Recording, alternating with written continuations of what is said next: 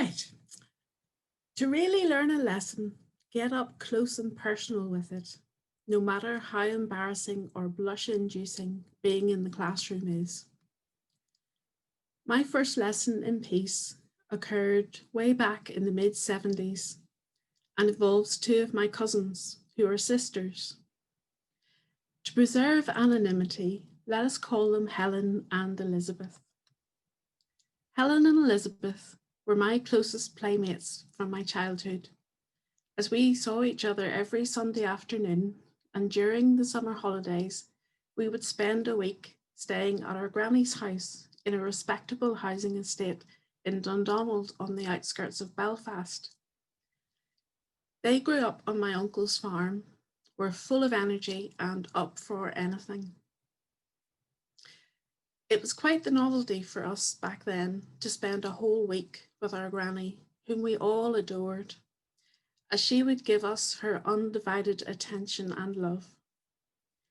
It was especially fun for me to have playmates on tap, as it were, from first thing every morning to bedtime. Trips to the park and shops in the morning, buying a quarter of clove rock or rhubarb and custard sweets from the corner shop on the way back, and then Granny would cook lunch for our spinster aunt, along with us three, squeezed into a tiny kitchen designed for two adults.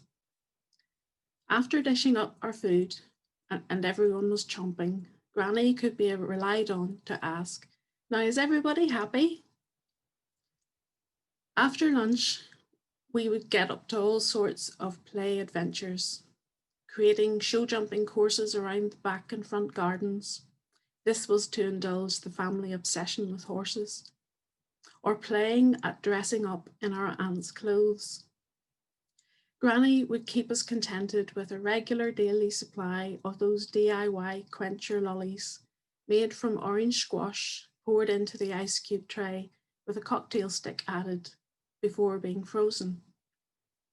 Each day would be rounded off with a trip to either Bangor or Newtonard swimming pools.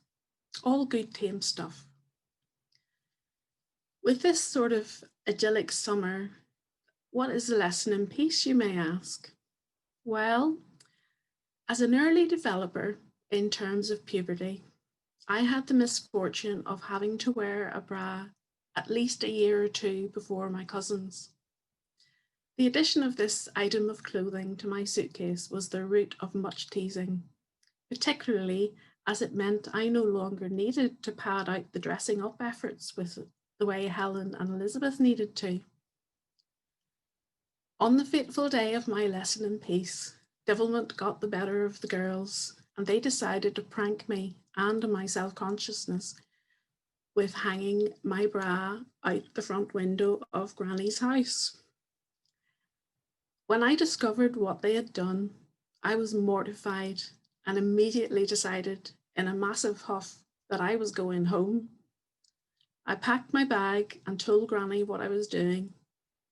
I reached the front gate and had just gone through it to walk the 20 miles back to Ballynahinch, as if a backward glance and I could see and hear Granny calling me from the back door.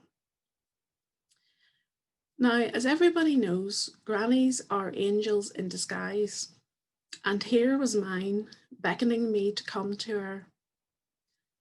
I could not refuse to do what she told me.